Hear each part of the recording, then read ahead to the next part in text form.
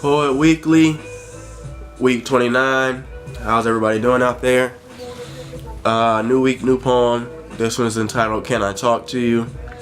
Has a little melody and a story behind it, but hopefully you guys enjoy it, and it goes a little something like this. Can I talk to you?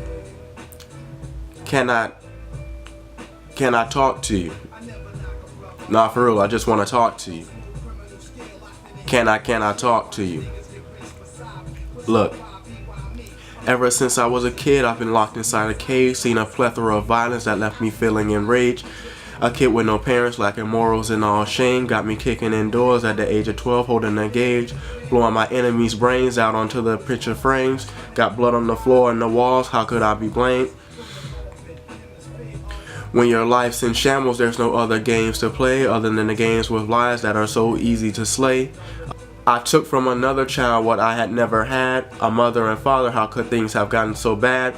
All I needed was love, but the chance I never had, so I took it out on others, and now they are equally as sad.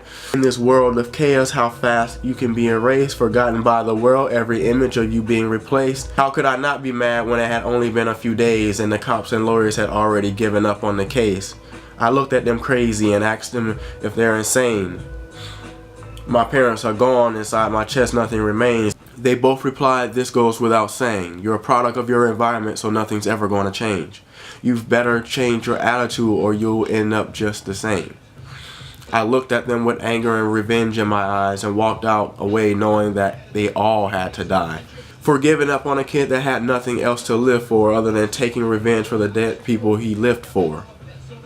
So on the very next day, I walked up with a 12 gauge, kicked in the door and set their house ablaze. The sight that laid before me will leave you amazed. A dead police officer and a lawyer set the city a craze.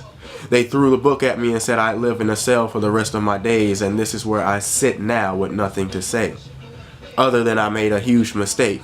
And can you forgive me? I killed the wrong people. To this day, the killer of my parents are free.